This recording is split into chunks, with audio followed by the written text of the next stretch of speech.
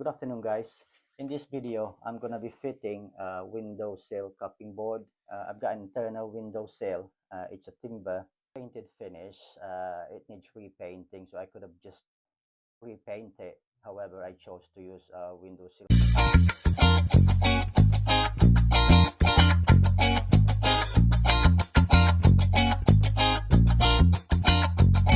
cupping board to go over it, due to the reason that I'd like it to be a slightly better finish, wipeable and hygienic finish. So let's go up and have a look at it. This is the MDF window board I was talking about. As you can see there, it's a timber finish, and it only needs a liquid paint and to make it new again, really. But like I said, I chose to fit a windowsill cupping board to go over it. So what I'm going to do first, I'm going to be measuring the depth of the existing window board from the right hand corner, from that back end up to the front edge, and then the same on the other side, from the left hand corner, from that back end to the front end. And then after that, I'm gonna measure the width of it from the left hand side, from there to there, and then the same from this front end as well, from that corner to check whether the window board that's already in is installed square. So, and then I'm gonna transfer that into the PVC. Yan mga manoy, gumawa ako ng rack sketch para pinaka-illustration natin. Vamos, cutting time na!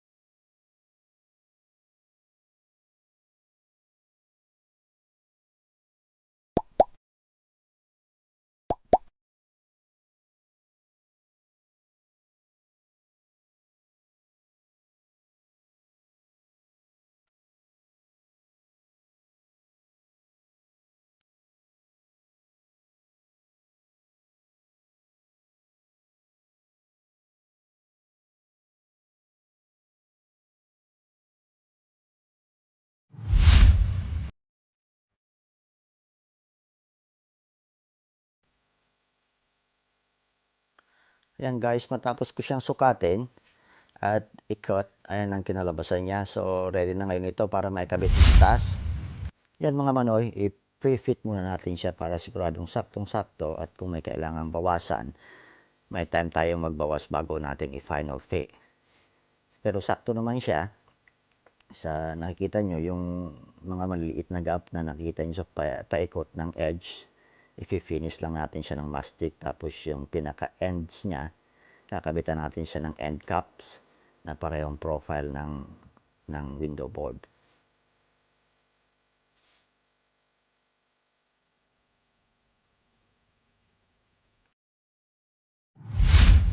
Right guys, I will be using Fix All adhesive to fix the cupping board in place. This should be strong enough and good enough to hold it in place. But while the adhesive is setting, I'm gonna put some weights on top of the window board, and I got clamp it as well. So once it's fully set, I can remove the weights and also remove the clamps. So let's crack on and do it now.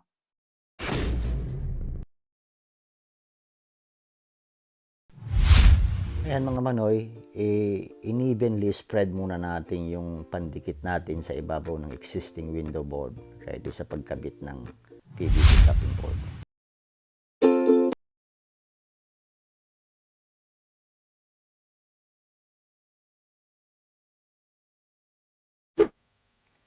Ayan guys, kawit na siya. Nilagyan ko na rin siya ng pabigat sa ibabaw, at saka na ikinlamp ko yung pinakaunahan niya para i-hold in place. Pag fully set na siya, pwede natin ikabit yung end caps. Ayan ang end caps na ikakabit natin. Ikinat ko na siya mga manoy, sakto doon sa sukat na kailangan ko.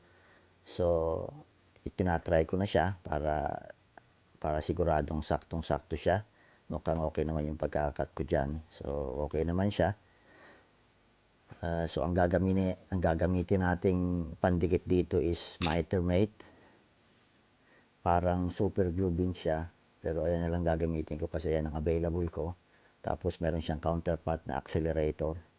So, dapat talagang yung dalawa na yan gagamitin ng sabay.